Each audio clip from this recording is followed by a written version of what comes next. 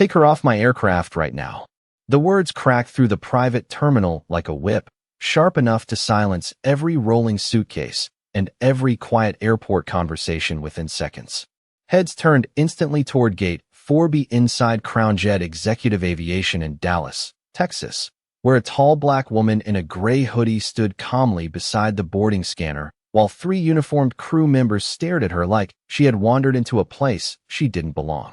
Senior flight attendant Rebecca Collins folded her arms tightly across her navy blazer and pointed toward the terminal exit without even trying to hide the disgust in her voice. "You heard me," she snapped louder this time. "Private charter passengers only. You need to leave." The woman didn't move. She simply held her boarding pass between 2 fingers and looked at Rebecca with a stillness that somehow made the entire gate area feel colder. Outside the massive windows, a polished white Gulfstream G700 rested beneath the late afternoon Texas sun, its silver Crown Jet logo gleaming across the tail like a billion-dollar signature. The aircraft looked untouchable, exclusive, the kind of jet reserved for hedge fund giants, athletes, and CEOs with names people recognized on CNBC. And standing just 20 feet from boarding was a woman dressed in white sneakers, dark jeans, and a sweatshirt that looked too plain for the luxury surrounding her. Rebecca laughed under her breath and glanced toward the captain standing near the jet bridge entrance. "This is exactly what I was warning you about," she muttered. Captain Eric Dalton, a broad-shouldered white pilot in his 50s with polished wings pinned above his chest pocket, walked over with slow irritation already written across his face. "What seems to be the issue?" he asked, though his tone suggested he had already picked a side. Rebecca held up the boarding pass like it was evidence in a criminal case. "She's claiming she belongs on this aircraft." A few nearby passengers exchanged uncomfortable looks. One older man lowered his newspaper slightly. A younger woman stopped typing on her laptop. The black woman finally spoke, her voice calm and low. "I'm not claiming anything. That's my seat assignment." Rebecca scoffed immediately. "Ma'am, this is not a commercial airline. You can't just walk onto a private jet because you printed something fake online." A couple standing near the espresso counter glanced at each other awkwardly. One of them quietly pulled out a phone. The woman in the hoodie looked down briefly at her boarding pass before lifting her eyes again. No anger, no panic, just composure, the kind that made people uneasy. "Scan it again," she said softly. Rebecca's smile tightened. "I already did." "Then you know it's valid." The air shifted, not loudly, not dramatically, just enough for people nearby to start paying closer attention. Before we continue, where are you watching from? Drop your city or country in the comments below. And if you believe in dignity and justice, hit like and subscribe. These stories spark change, and we're glad you're here. Now, back to Vivian Brooks. Rebecca stepped closer, lowering her voice into something colder. "Listen carefully. People like you don't board Crown Jet flights without clearance." The sentence hung in the terminal like smoke. Several passengers visibly stiffened. A young black airport trainee, standing near the gate counter, froze mid-typing. Her name badge read Kayla Monroe. She looked from Vivian to Rebecca with growing discomfort in her eyes. Vivian Brooks remained perfectly still. She had seen this look before. At 19, when airport security followed her through a luxury lounge in Miami because they assumed she was lost. At 26, when a gate agent questioned whether her business class ticket was stolen because she arrived wearing sneakers instead of heels. And now again, decades later, standing inside a terminal carrying the logo of a company she personally built from the ground up. Captain Dalton extended his hand. "I'll need to confiscate the boarding pass until we verify who you are." Vivian slowly handed it over. Rebecca barely glanced at it before shaking her head dramatically. "Unbelievable." A businessman near the charging station chuckled quietly. "People try this stuff every day now," he said to no one in particular. "Social media makes everybody think they can fake status." Another passenger started recording openly. The red recording light reflected against the terminal glass. Vivian noticed it immediately. "Don't," she said calmly. The man hesitated. "Ma'am, this is going viral." Vivian's eyes never left Rebecca. Justice doesn't need editing. That line alone silenced half the room. Kayla Monroe looked back down at her terminal screen, her fingers hovering uncertainly over the keyboard as she quietly reopened the passenger manifest. Then her expression changed completely. Her eyes widened. She looked up at Vivian, then back at the screen, then at the aircraft outside the window. And suddenly the tension at Gate 4B no longer felt like a misunderstanding. It felt like the beginning of a disaster nobody there was prepared for. Kayla Monroe felt her stomach tighten as the passenger manifest glowed across the gate monitor in front of her. She blinked twice just to make sure she was reading it correctly, but the words stayed exactly where they were. Vivian Brooks. Primary owner authorization. Crown Jet Executive Airways. Her pulse started pounding so loudly, she could barely hear the arguments unfolding only a few feet away. Rebecca Collins was still speaking with the confidence of someone who believed the room belonged to her. I do not care what that paper says, she snapped while waving the torn boarding sleeve in the air. Nobody boards this aircraft without proper verification. Vivian Brooks stood near the scanner with one hand resting lightly against the handle of her black carry-on suitcase. She looked calm enough to be waiting for coffee instead of standing in the center of a public humiliation. That composure unsettled people. It especially unsettled Rebecca, because the more composed Vivian remained, the more emotional everyone else around her started to become. Captain Eric Dalton glanced toward the jet bridge in trance, where 2 additional crew members had quietly gathered to watch. Rebecca, he muttered under his breath, just call operations and verify her credentials. But Rebecca was too far into it now. Pride had already replaced professionalism. We already know what this is, she said sharply. Somebody copied a boarding code and thought they could sneak onto a private flight. The businessman near the charging station nodded immediately. Exactly, he added. People fake luxury access all the time now. Vivian finally turned her head slightly toward him. Interesting, she said softly. You assumed fraud before facts. The man shifted awkwardly but did not answer. A woman seated near the window quietly whispered, "This does not feel right." Another passenger lowered his phone and muttered, "Something about her is different." Outside the terminal glass, baggage crews continued moving beneath the Gulfstream's wings while the setting Texas sun painted orange reflections across the polished fuselage. Everything looked expensive, controlled, precise. Yet inside Gate 4B, the atmosphere was beginning to crack apart. Kayla looked back down at the manifest screen again. She could see executive-level flight notes attached to Vivian's name. Security, override access. Founder credentials. Internal ownership clearance codes she had only seen during training modules. Her throat tightened. She knew exactly who Vivian Brooks was now. Everybody in aviation knew that name.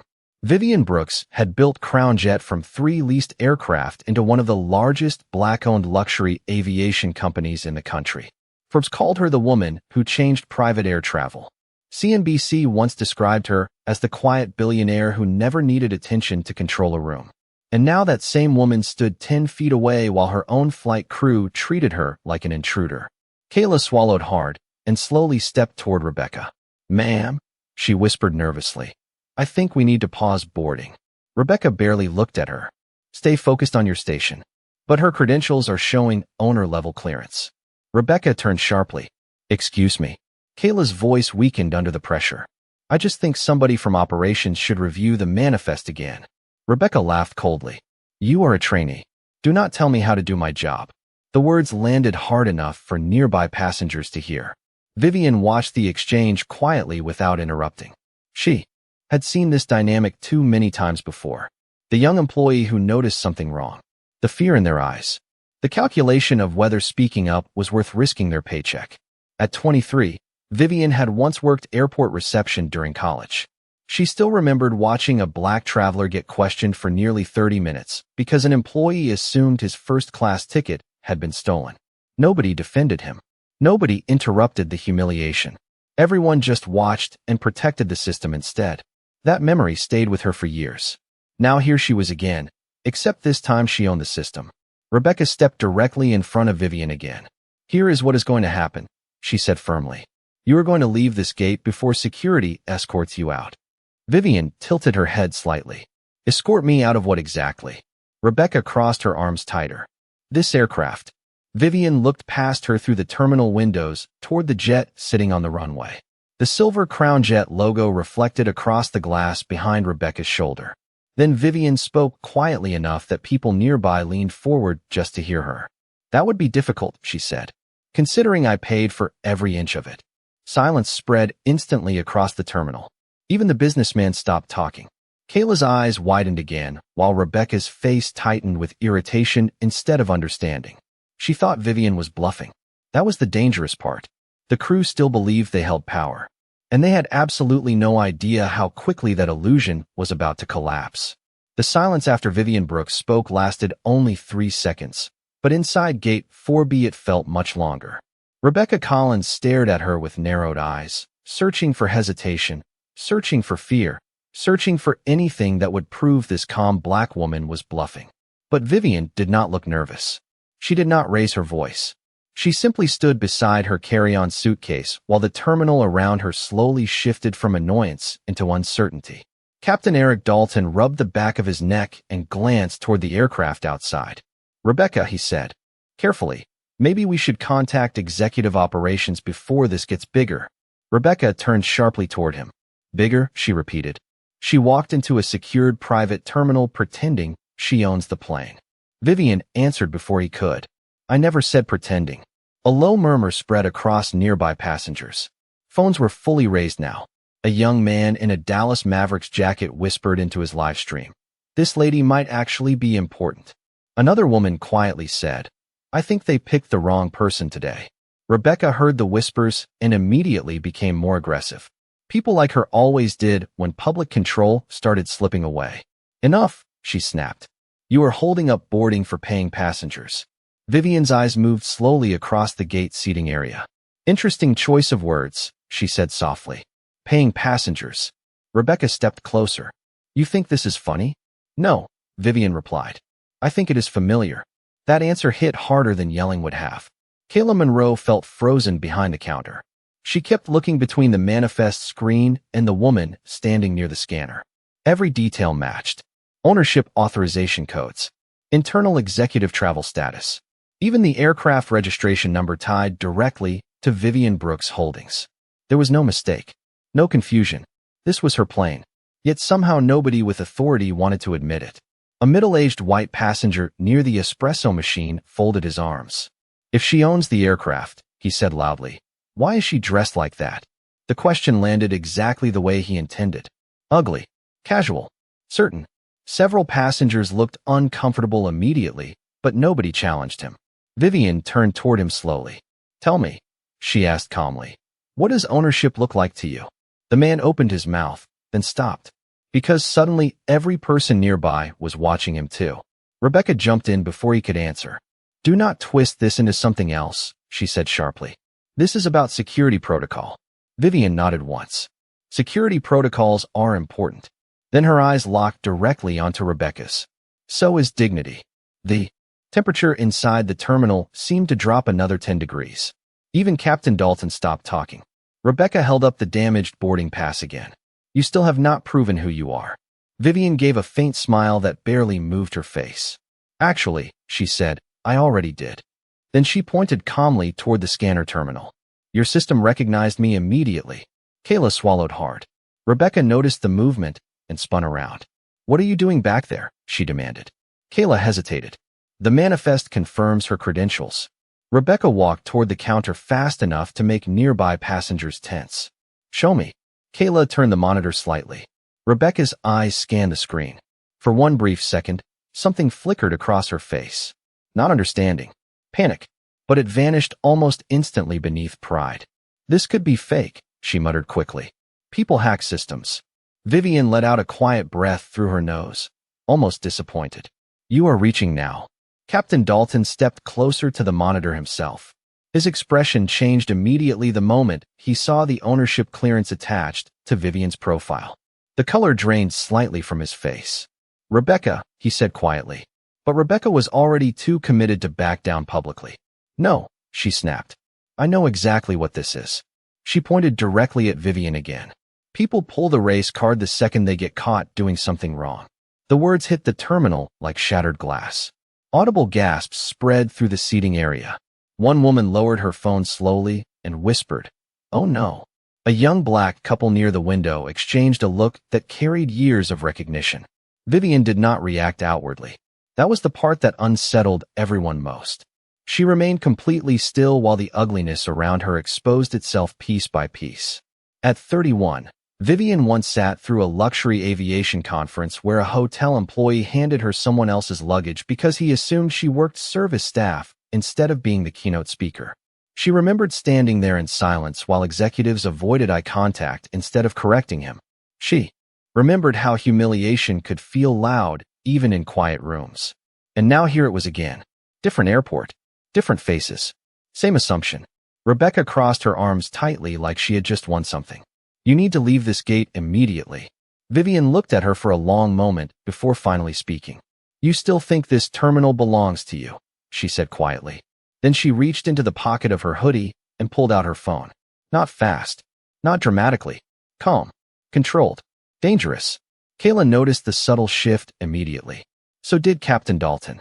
Because people who truly hold power never need to announce it before using it. The moment Vivian Brooks unlocked her phone, the energy inside Gate 4B shifted again. Not loudly, not suddenly. It was subtler than that.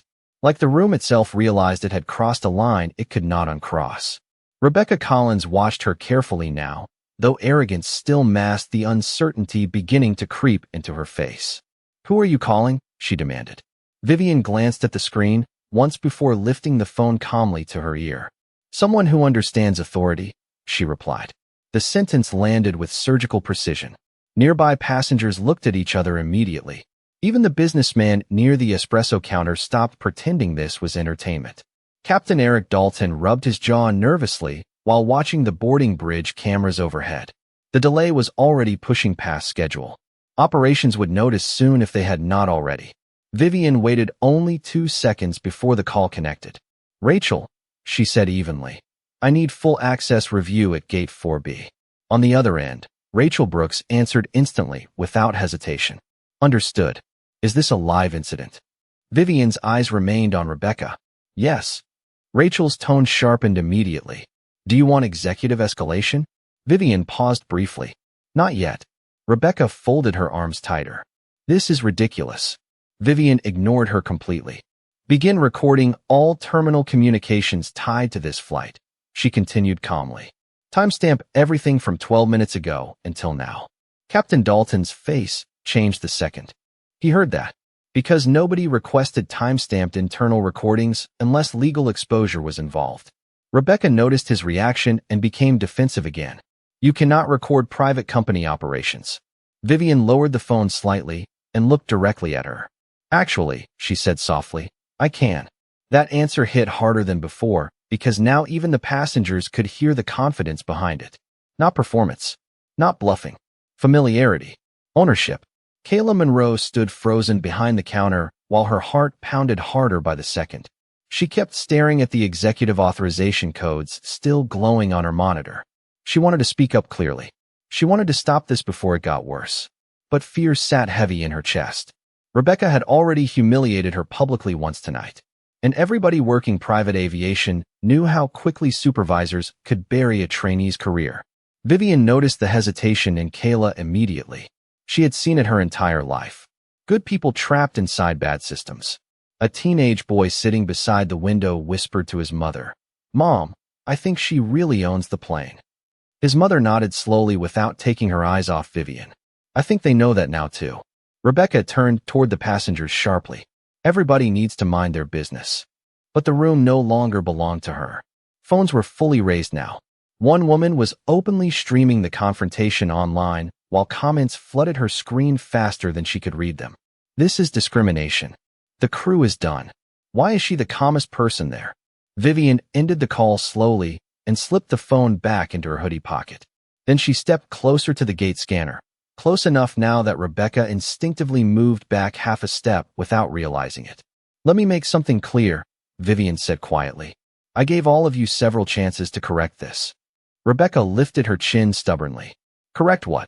Vivian looked around the terminal slowly, taking in every face watching. The assumption. Silence followed immediately. Even the terminal announcements in the distance seemed quieter somehow. Vivian continued. You looked at my clothes before my credentials. You questioned my right to be here before checking facts. And the moment your system confirmed who I was, you still decided I could not belong. Captain Dalton finally stepped forward. "Ma'am," he said carefully, "perhaps we should continue this privately." Vivian turned toward him. Public humiliation does not become private just because consequences arrive. That line moved through the terminal like electricity. Several passengers visibly reacted. One man quietly muttered, "Damn." Rebecca laughed nervously, but it sounded forced now. "You are making this into something racial when it is not." Vivian tilted her head slightly. "Then explain something for me." Rebecca crossed her arms again. "What?" Vivian's voice stayed perfectly calm. "Why was fraud your first assumption the moment you saw me?" Rebecca opened her mouth, but nothing came out. Because everybody in the terminal already knew the answer. Kayla finally stepped away from the counter. Her legs felt weak, but she forced herself forward anyway. "Ms. Collins," she said quietly, "the manifest is verified." Rebecca turned toward her sharply. "Enough." But Kayla kept going. "The aircraft ownership credentials are authentic." Captain Dalton closed his eyes briefly like a man realizing disaster had officially arrived. Rebecca's face reddened immediately. "You are overstepping." Kayla swallowed hard. "No, ma'am," she said softly. "I think we already did that." For the first time all night, the terminal became completely silent. Not tense silence. Not confused silence. The kind that happens when truth finally enters a room and nobody can push it back out. The silence after Kayla Monroe spoke felt heavier than the sound of jet engines outside the terminal windows. Nobody moved for several seconds. Rebecca Collins stood frozen beside the boarding scanner, while the reality she had spent the last 15 minutes rejecting finally settled over the room like cold rain. Vivian Brooks watched her quietly, her expression unreadable, her posture calm enough to make the tension around her feel even sharper. Captain Eric Dalton cleared his throat first. "Ms. Brooks," he began carefully, "I believe there has been a misunderstanding." Vivian turned her eyes toward him slowly. "A misunderstanding," she repeated softly. "Is that what you call it?" Dalton shifted uncomfortably beneath the weight of the question. Because everyone there knew this had gone far beyond confusion. A misunderstanding did not include accusations, humiliation, and repeated assumptions about who belonged near wealth and who did not. Rebecca finally found her voice again, though it sounded weaker now. "If your credentials were legitimate, you should have identified yourself immediately." Several passengers reacted instantly to that sentence. One woman lowered her phone and shook her head. "She literally did," she muttered. Another passenger whispered, "They still do not hear themselves." Vivian looked at Rebecca with almost tired disappointment. "I handed you my boarding pass the moment I arrived." Rebecca crossed her arms defensively again. "People can fake credentials. And people can expose themselves," Vivian replied quietly. The room went still again. Rebecca's face tightened. "You are twisting everything into some kind of personal attack." Vivian took a slow breath. "No," she said calmly. "You turned it personal the second you decided I could not possibly belong here." The words landed hard because nobody could deny them anymore. Not after the comments. Not after the assumptions. Not after the phrase "people like you" echoed through the terminal for everyone to hear. Kayla stood near the counter gripping the edge tightly while guilt spread across her face. She wished she had spoken sooner. She wished she had interrupted before things escalated this far. Vivian noticed the look immediately. "This is not on you," she said softly toward Kayla without breaking her calm tone. Rebecca laughed bitterly. "Of course. Now you are the victim." Vivian's eyes shifted back toward her. "No," she answered. "I am the consequence." The sentence cut through the terminal like a blade wrapped in silk. Even Captain Dalton lowered his eyes for a moment after hearing it. Outside the glass walls, the setting sun dipped lower behind the runway while airport lights slowly flickered alive across the tarmac. The glow reflected against the polished floor beneath Vivian's sneakers. She stood there looking less like a passenger now and more like someone who had walked into a boardroom already knowing the outcome of the meeting. A tall airport security officer finally approached the gate after hearing reports of the delay. "Everything okay over here?" he asked cautiously while scanning the tense crowd. Rebecca immediately pointed toward Vivian again. She disrupted boarding procedures and refused instructions from crew members. Vivian looked at the officer calmly. "And they denied boarding access to the owner of the aircraft." The officer blinked once. "Owner." Several passengers immediately started speaking over one another. "She owns the jet." The manifest confirmed it. They accused her of fraud. Phones lifted even higher. The security officer's expression changed immediately as he realized how many cameras were recording. Rebecca stepped closer to him. This woman is exaggerating the situation. Vivian reached into her pocket again, but this time instead of her phone, she removed a slim black card case. From inside it, she calmly pulled a metal executive credential embossed with the Crown Jet insignia. She handed it directly to the officer. His eyes widened the moment he read the identification. "Ma'am," he said quietly. Rebecca's confidence visibly cracked for the first time. "What is that?" she demanded. The officer looked at her slowly before answering. "That is executive ownership clearance." Nobody spoke after that. The terminal air itself seemed frozen. Vivian slipped the credential back into the case and returned it to her pocket with the same calm precision she had shown all night. Then she looked around the room, taking in every lowered gaze, every nervous expression, every phone still recording the collapse in real time. She remembered another airport years earlier in Chicago. She had been 34, exhausted after back-to-back meetings, dressed casually while waiting near a private lounge entrance. A man in a tailored suit looked directly at her and asked if she could carry his luggage upstairs. He never apologized after learning who she was. He simply walked away embarrassed while she stood there realizing something painful. Success did not erase prejudice. It only changed the rooms where it happened. Rebecca's voice finally returned, quieter now. "If there has been an error, we can resolve this privately." Vivian stared at her for a long moment before answering. "Interesting," she said softly. "You were comfortable humiliating me publicly." Rebecca looked down immediately. Vivian stepped slightly closer, not threatening, not emotional, just impossibly controlled. "You mistook silence for weakness," she said. "That was your last professional mistake." And for the first time all evening, Rebecca Collins looked genuinely afraid. Rebecca Collins could not hold Vivian Brooks's gaze anymore. The confidence that once filled her voice had collapsed into something smaller now, thinner, unstable. Around Gate 4B, passengers who had spent the last 20 minutes quietly observing were no longer pretending this was an ordinary boarding delay. The atmosphere inside the terminal had changed completely. It no longer felt like staff controlling a difficult passenger. It felt like employees realizing they had publicly humiliated the wrong woman in front of dozens of witnesses and hundreds of cameras online. Vivian stood near the boarding scanner with impossible calm, one hand resting lightly against the handle of her suitcase, while the reflection of the runway lights shimmered behind her through the terminal glass. She did not look angry. That was what unsettled everyone most. Anger could be argued with. Anger could be dismissed. But controlled disappointment carried consequences. Captain Eric Dalton loosened his collar slightly as sweat gathered near his temples. "Ms. Brooks," he said carefully, "we would like the opportunity to correct this situation." Vivian looked toward him slowly. "Correct it?" she repeated softly. "Captain, your crew accused me of fraud in my own terminal." Dalton swallowed hard. The airport security officer remained beside the gate now, no longer treating Vivian as a problem, but as the highest-ranking person in the room. Rebecca attempted one final recovery. "Nobody knew who you were." Vivian's expression barely changed. "That sentence explains more than you realize." Silence followed immediately. Rebecca looked down. She finally understood the trap she had built for herself. Because the issue was never identification. The system had identified Vivian correctly from the beginning. The problem was that Rebecca had looked at a black woman in casual clothes and decided the system itself had to be wrong. Kayla Monroe stood near the counter watching everything unfold with wide, anxious eyes. Vivian noticed her again and softened her tone slightly. "What is your position here?" Kayla hesitated. "Junior operations trainee." Vivian nodded once. "How long have you worked for Crown Jet?" 7 months. Vivian studied her for a moment. "And you still chose honesty even when it was uncomfortable." Kayla looked stunned by the acknowledgement. Nobody else in management had even spoken to her directly tonight except to silence her. Vivian continued calmly. "Do not lose that instinct. Companies survive on competence, but they collapse without courage."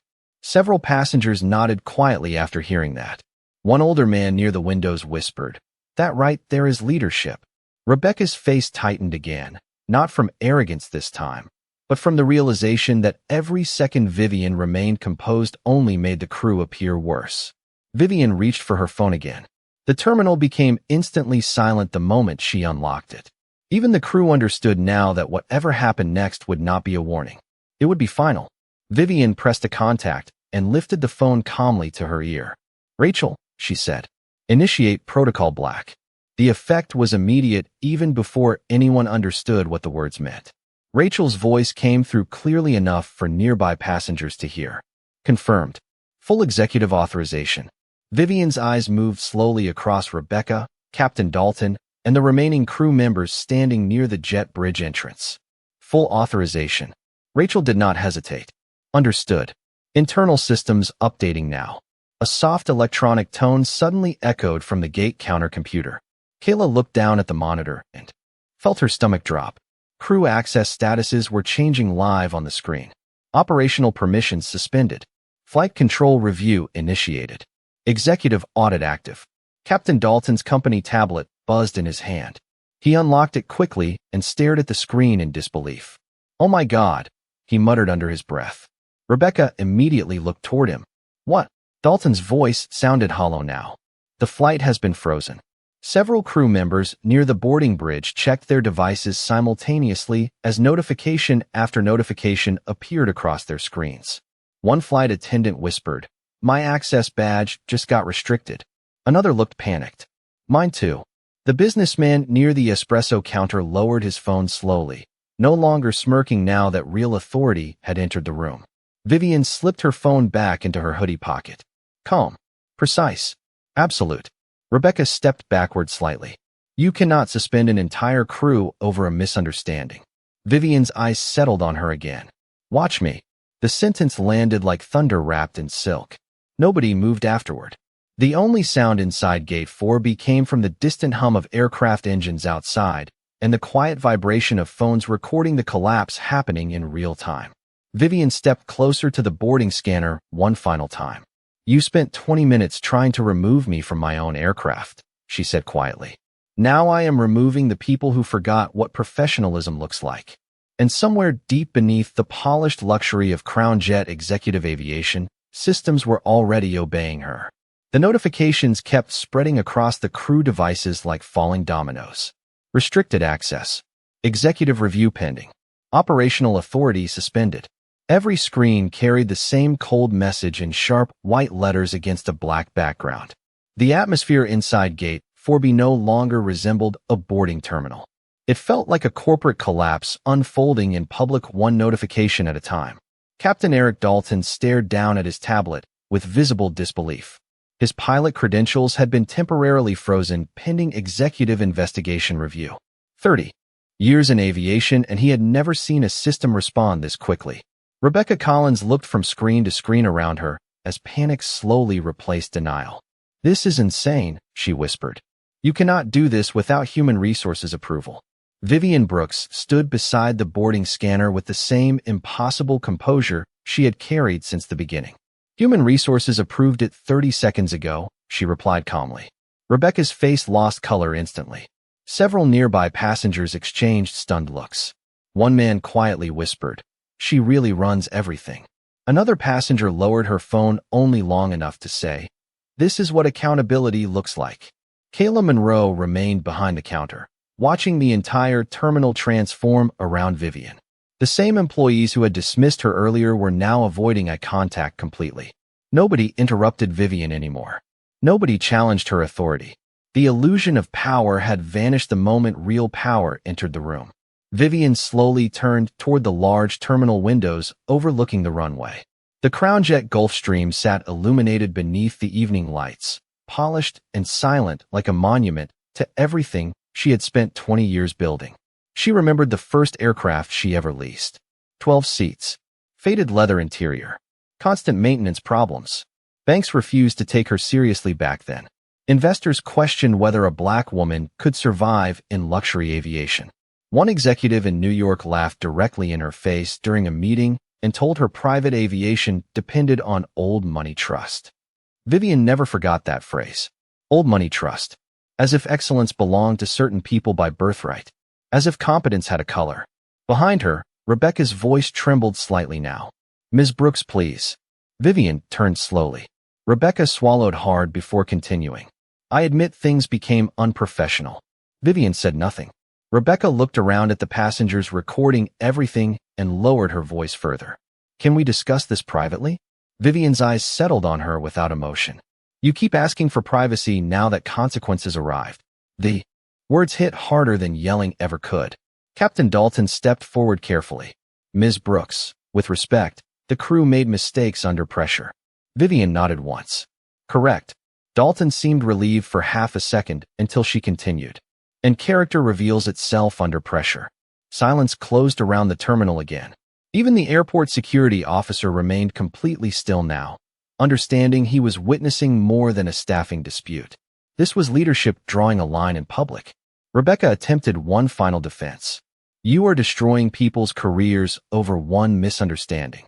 Vivian looked directly at her. No. You endangered your careers the moment you treated dignity like a privilege instead of a standard. Kayla felt chills hearing that sentence. Several passengers nodded quietly again. A woman near the charging station whispered, "She is right."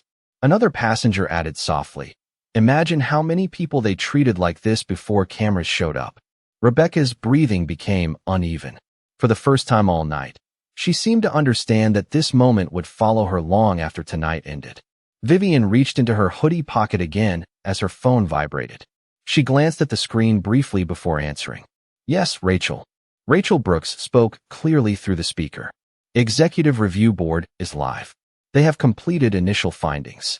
Vivian turned slightly away from the crowd, but not enough to hide the conversation. Go ahead. Rachel continued. Terminal audio confirms discriminatory conduct, passenger humiliation, operational misconduct, and refusal to comply with manifest verification procedures. Rebecca closed her eyes briefly as the words landed one by one like final judgments. Rachel's tone remained professional and cold. The board has authorized immediate termination recommendations for the involved crew, pending final signatures. A visible shock spread across the terminal. One passenger quietly whispered, "Oh my God." Captain Dalton looked completely defeated now. Rebecca shook her head slowly. No. Vivian listened silently while Rachel finished. Additional executive investigators are already en route to Dallas. Vivian answered calmly. Thank you. Lock all remaining flight access until replacement crew arrives. Confirmed. The call ended. Nobody spoke for several seconds afterward. Then the loud electronic beep from Rebecca's badge echoed sharply through the terminal. She looked down immediately. The access light on her identification card had changed from blue to red. Suspended. One by one, the remaining crew badges flashed red as well.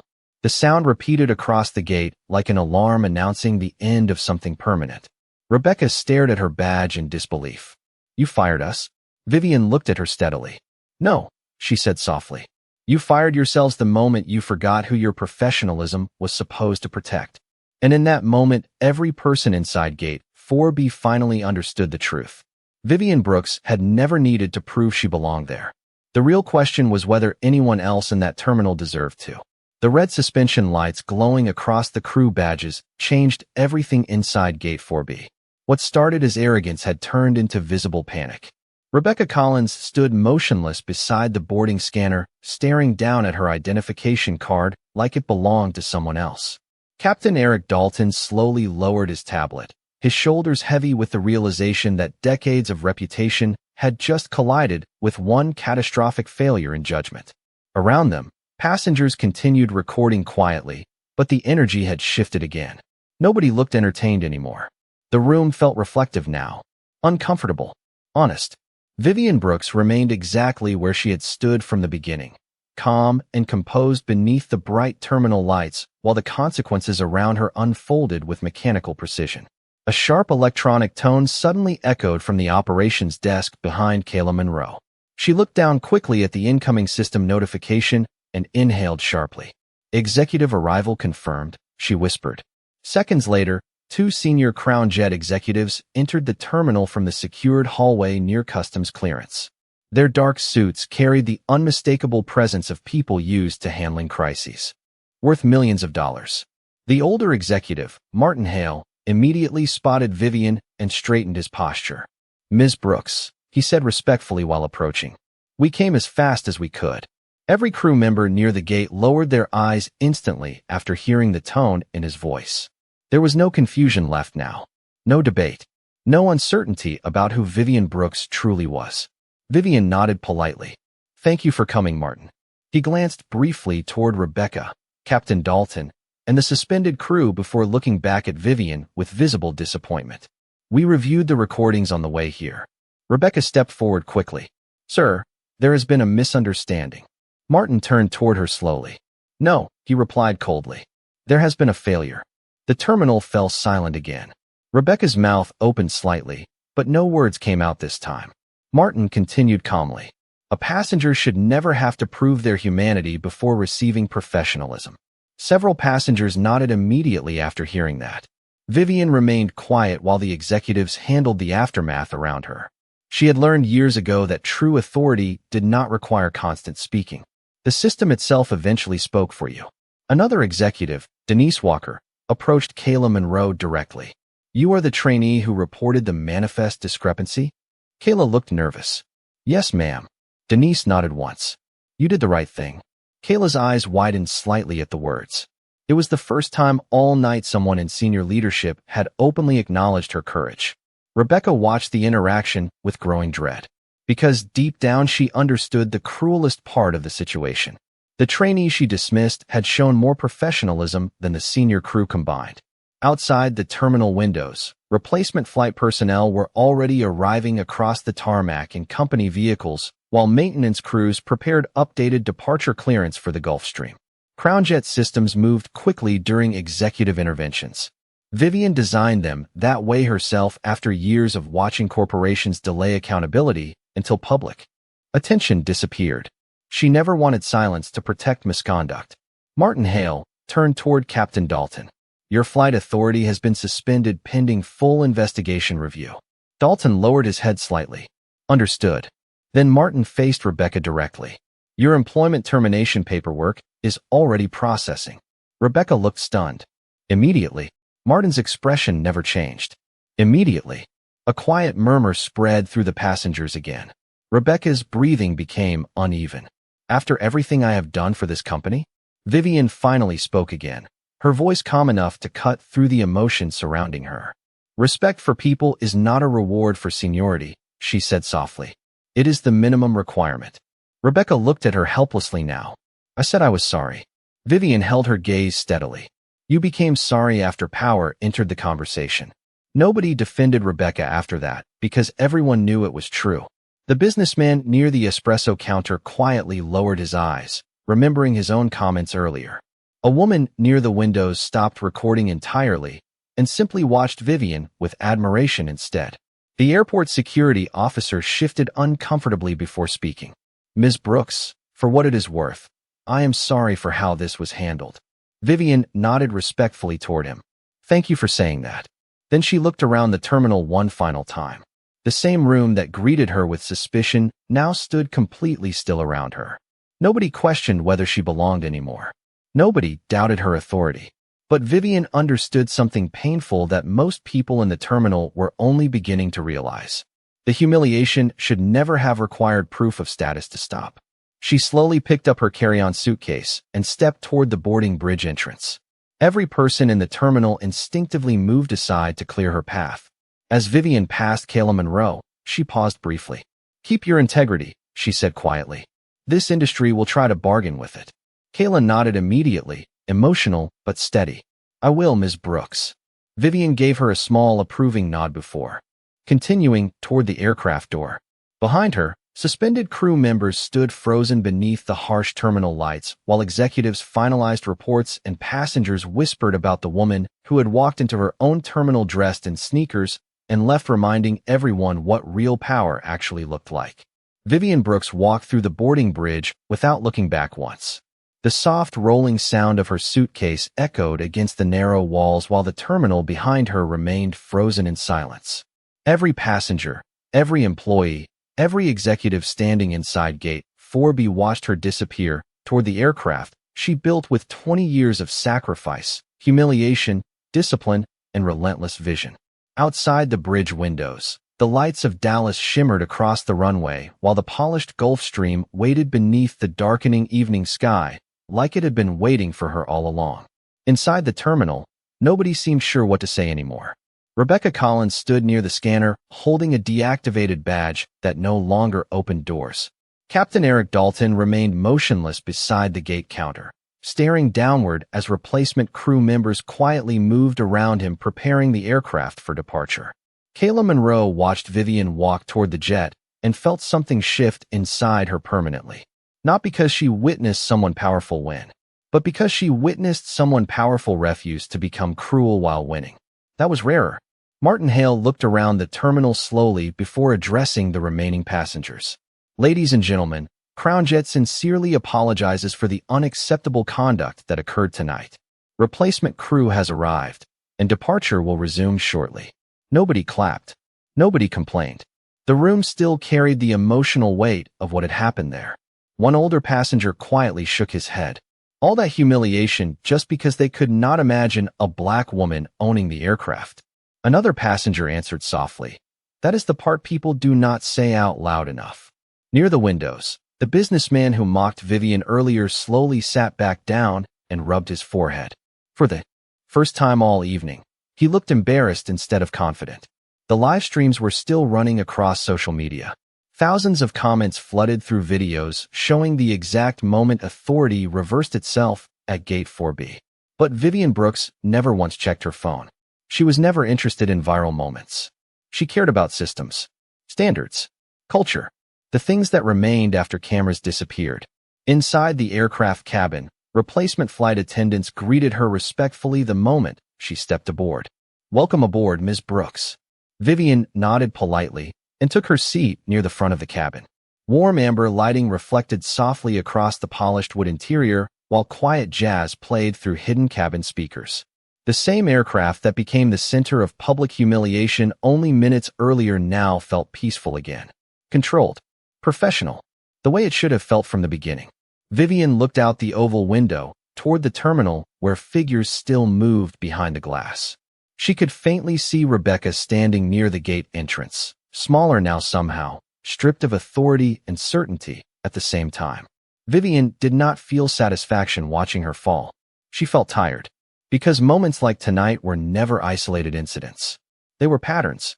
Patterns hidden inside assumptions, policies, glances, and tones people used when they believed nobody important was watching. At 20 years old, Vivian once cleaned office buildings overnight while studying business during the day. One evening, she accidentally entered a corporate boardroom before a meeting started, and a man immediately handed her a trash bag without asking who she was. She remembered taking the bag quietly even though she did not work there. Not because she was weak, because survival sometimes demanded silence before success gave you room to speak. Decades later, standing at the top of luxury aviation, she realized something painful had never changed. Some people still looked at black excellence and searched for an explanation besides merit. The cabin door closed softly. Outside, ground crews disconnected the final service lines from the aircraft while runway lights stretched endlessly into the Texas night. A replacement captain stepped into the cabin respectfully. "Ms. Brooks, we are ready for departure." Vivian nodded once. "Thank you." Then she looked back out the window one final time before speaking quietly, almost to herself. "Luxury without dignity is just expensive discrimination." The words lingered in the still cabin air long after she said them. Moments later, the Gulfstream engines slowly came alive beneath the wings, low and powerful against the dark runway. Inside Gate 4B, passengers watched through the glass as the aircraft began moving away from the terminal. Nobody there would forget the woman in sneakers who arrived alone, was told she did not belong, and walked away reminding an entire company that true power never needs to scream to be respected. And as the jet disappeared into the Dallas night sky, one truth remained behind stronger than every title, uniform, or badge in that terminal. Dignity should never depend on whether the world recognizes your status before it recognizes your humanity.